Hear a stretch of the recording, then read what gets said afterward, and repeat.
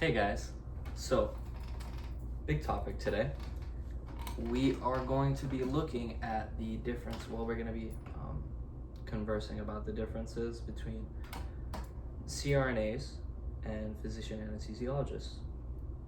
So, main point making this video is giving you guys an opportunity to receive the amalgamation of information that I found no one's made to date, in hopes that you can make a more informed decision on which of these two careers is more in line with the character that you have, the type of person that you are, and the life that you're hoping to live. That's going to be the main distinguishing factor between these two. But yeah, so before I start any of this, do want to say, as a lover of the profession, as a fan and admirer of anesthesia, and also as someone who's not trained in anesthesia, not board certified, not anything, just somebody who loves anesthesia, I will say that regardless of whichever one makes more sense for you, the similarities between these two is they are both integral careers and professions that serve extremely needy people, and they're both essential. They are both essential, and what they do, I mean, it couldn't be more important and useful nowadays. So with that said, we can hop into a little bit of the history of anesthesia, and what we see is that in the beginning it is a little bit convoluted, but we can start with around the 1840s. There were these dentists, I believe, that started to use ether. I think it was ether, but they were the first ones to do anything regarding anesthesia. But when it comes to anesthesia specialization, so a person who is a anesthesia provider, the first, I believe, were the nurses that worked with William Mayo and his brother, the founders of the Mayo Clinic. The nurses that were with them became the first specialized anesthesia providers. I believe this was around the 1870s, maybe 1880s. And following this, around the 1930s, I believe, is when the first anesthesiology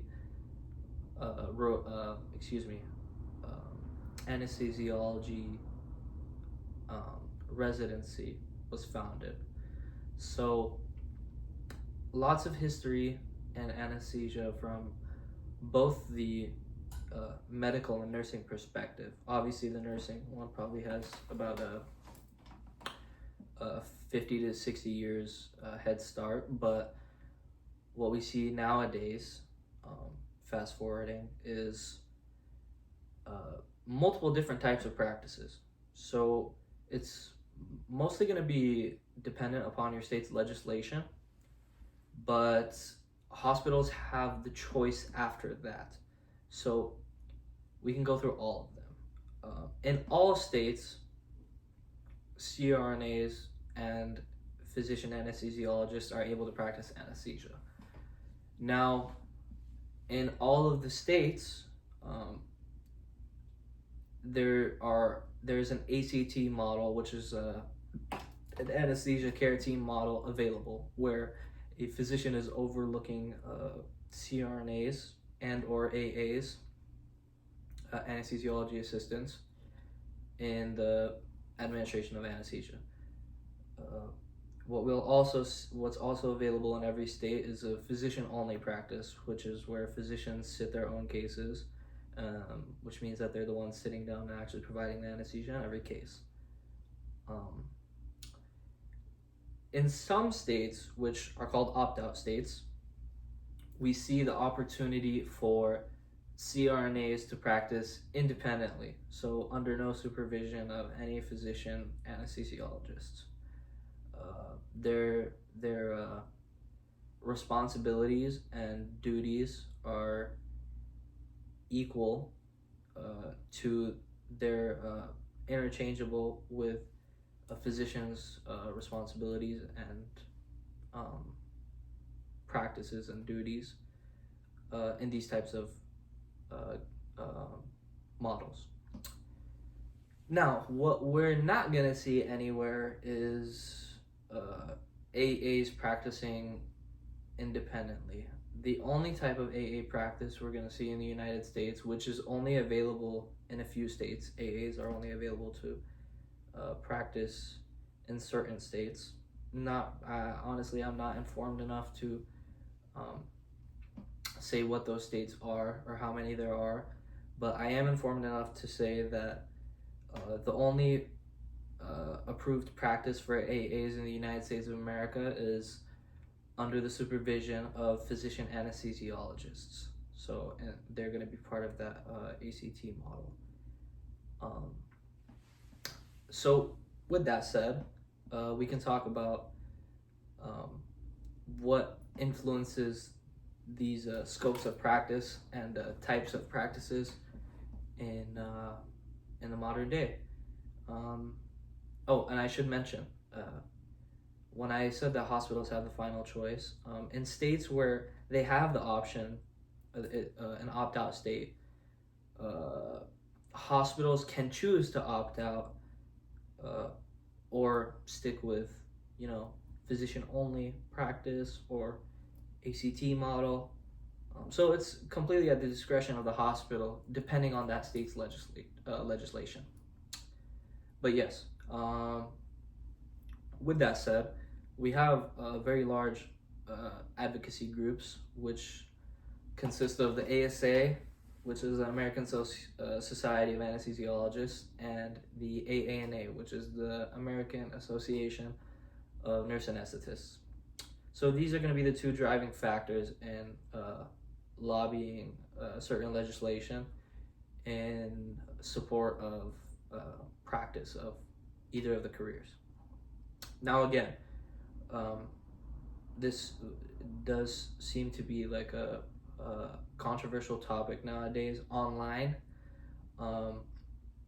In person, what I've seen firsthand is actually the opposite in almost every single setting that I've been in, which includes ACT, physician-only practice, and CRNA independent practice.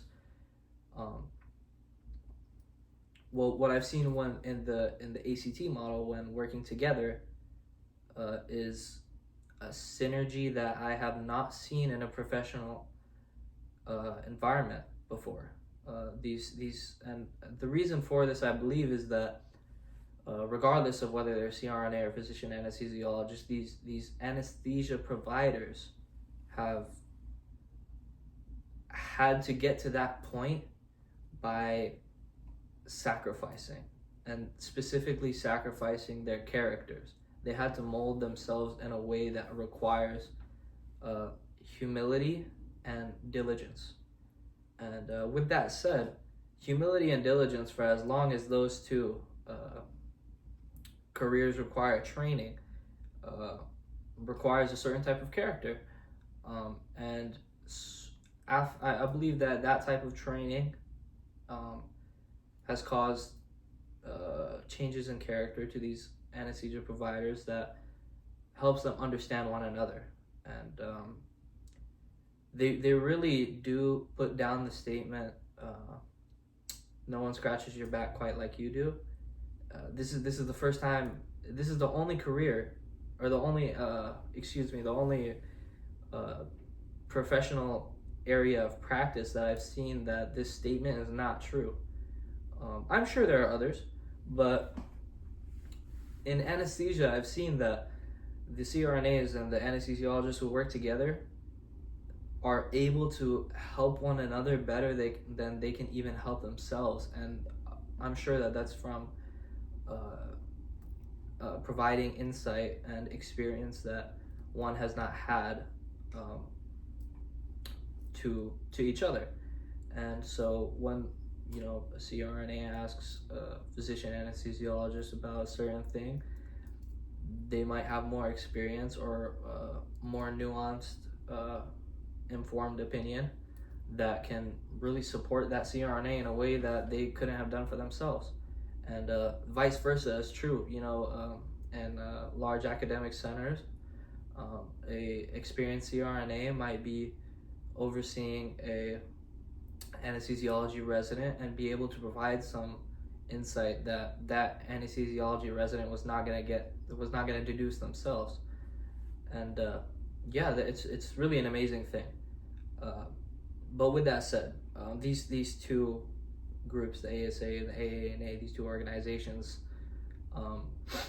they're always going to be gunning for their side, and that's just how it is. And I don't see it as right or wrong. I just see it as how it is. They've got to look out for themselves, and that's just how it is. No, if they were not to do that, then both of them would suffer. So that's that for the two groups. I believe the most important thing to talk about now is training. We can go into depth with that. When comparing the training of a CRNA and a board certified physician anesthesiologist, what we're gonna see is we can do some parallels, and they're not gonna be exact parallels. They're not, or I should say, equivalent parallels. But I will add the context so that you guys have a better idea. In the case of physician anesthesiologists, we're gonna see 5 years of practicing medicine in general, and that's gonna be the M1 to M4 years, and then also the PGY 1 year. So M1 is gonna be medical, MS1 is gonna be medical school 1 year, up until the 4th year, which is medical school 4 year, and then including the PGY 1 year, which is postgraduate year 1, which is the first year of residency, also called intern year. So those first 4 years, all of those clinical hours are going to be spent practicing medicine as a medical student. That's the context behind those hours. When we look at the PGY 1 year, the intern year, that's going to be practicing medicine in a way that was not practiced the first 4 years as a medical student.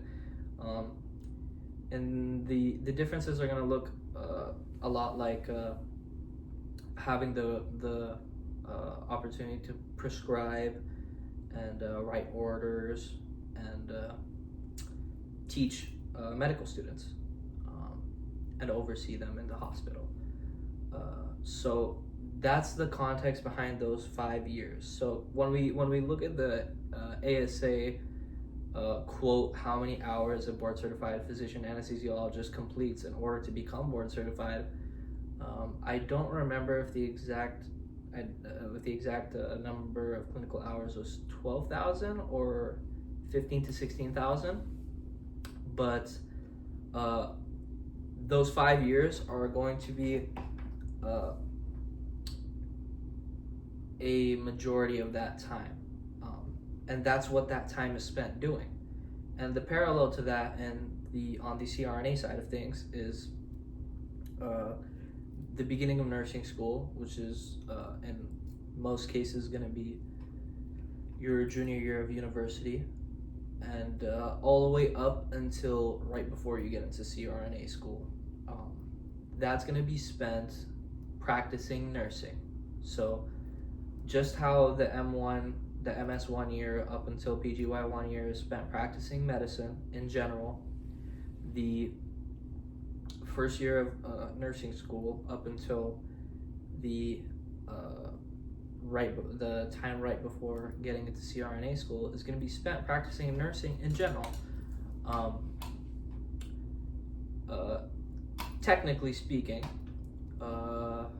the CRNA programs in the United States now require at least a year of ICU experience before applying. Most of these programs are not going to accept ICU experience that is not high acuity. So what they're gonna need to see is management of drips, hemodynamics, and there should be somebody on the staff who's able to vouch for your clinical expertise. Of course, with applying to a anesthesiology residency, the same applies. There should be someone able to vouch for your clinical expertise in that area as well. But that's the pre-anesthesia experience that these two career paths differ on. So going into the actual anesthesia training, anesthesia specific training, I'll say, on the CRNA side of things, that's going to begin with your, it depends on if the program is an integrated program or a front-loaded program. So in integrated programs, what you're going to see is the clinicals starting simultaneously with the didactic learning, lecture, and simulation. In front-loaded programs, what you're going to see is usually a year or a year and a half of only lecture and lecture learning and simulation.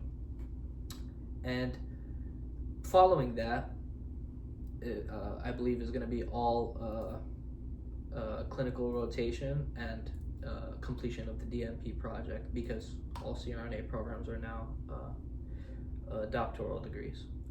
Sometimes either the degree will be called a DNP, which is a Doctor of Nursing Practice, and usually it's -NA, which is in nursing anesthesia, or it'll just be called a DNAP, which is a Doctor of Nurse Anesthesia Practice. Those are the two degrees that are accredited now, and yeah. So the parallel to that on the physician anesthesiology resident physician anesthesiologist side is going to be the CA1, CA2, and CA3 years, which CA is going to stand for clinical anesthesia year, which is CA1 is going to be equal to PGY2, CA2 is going to be PGY3, and CA4 is going, CA3 is going to be PGY4, excuse me. So those years are going to be, those 36 months are going to be focused on strictly anesthesia, just like how the 36 months, or sometimes 2.5 years, some CRNA programs are 2.5 years. And also I should say that some CRNA programs span the length of the year, meaning that they have summer and winter semesters, and some of them don't. But in general, CA1, CA2, and CA3 years is going to be your parallel to your 3 years of CRNA school, or CRNA program. Some more insight I could add to the training is the opportunities that each one gets. So in training specifically, the opportunities in training that a CRNA will get are almost completely equitable to physician anesthesiologists, residents, excuse me. But the differences are going to be in specifically cases that happen in big academic centers, because most of the time these big academic centers are going to have anesthesiology residency or resident program that rotates at that hospital, and these residents are usually going to be the ones sitting these cases, and these cases are most of the time going to be cardiac cases, cardiothoracic cases, or transplant cases.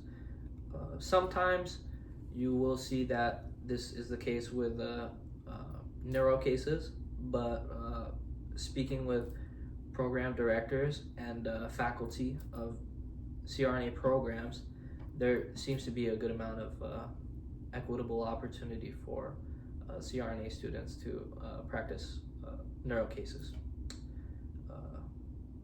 And again,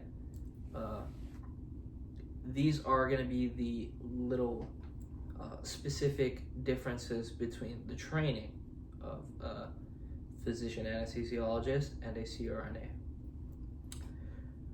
So I guess one more thing that I want to mention in terms of notable difference between these is going to be titles. And I want to talk about why titles are important. Again, we'll circle back to the fact that most of the time, this is not an issue in the actual field. In practice, this doesn't seem to be an issue from what I've seen. CRNAs and physician anesthesiologists that I've shadowed have always been transparent and straightforward and not confusing in stating their title and introducing themselves. But the reason why I bring it up is because the AANA, the American Association of Nurse Anesthetists, is now, I believe, trying to champion the term nurse anesthesiologist. And the reason why I find this as not supportive and not supportive to patient care is because the term anesthesiologist has been distinctive to physician anesthesiologists, or physicians who completed a residency in anesthesiology as long as the term has been around. And CRNAs have been referred to as nurse anesthetists because of their licensing name, which is Certified Registered Nurse Anesthetists. And confusing patients there's research that shows that leads to decreased outcomes. So we always want to be transparent with patients. We want to give them, we work so hard and we give so much of our time and expertise to become the best for these patients that when we come to them, it's only fair that we provide them the best descriptions of ourselves as we can, just like we want to provide them with the best care that we can. So from my own experience, I see that CRNAs referring to themselves as CRNAs or nurse anesthetists works wonderfully, and physician anesthesiologists referring to themselves as physicians and or physician anesthesiologists and or anesthesiologists works perfectly. And that's what I've seen the majority have done in practice. In terms of any more differences, I'm sure there is a lot more nuanced differences, but the unfortunate part of that is those differences that I have to speak about are most of the time going to be influenced by whoever it is that you're asking or you're speaking to. So I would encourage everyone who's watching this to, if you're interested, have your own experiences. Go shadow CRNA or physician anesthesiologist, or even go have a conversation with one. Build a relationship with one. Build a relationship with many. Spend time with many. And that's all the more information you'll have to discover these nuanced parts of anesthesia. And if there's anything that was confusing or anything you'd like to clarify or anything that I mentioned or didn't mention that you'd like to speak about, I'd be more than happy. And if there's enough, I'll make another video. And if not, I'll just reach out directly to you and tell you what I know. But I appreciate you guys listening in, and I hope you guys take it easy. Thank you again.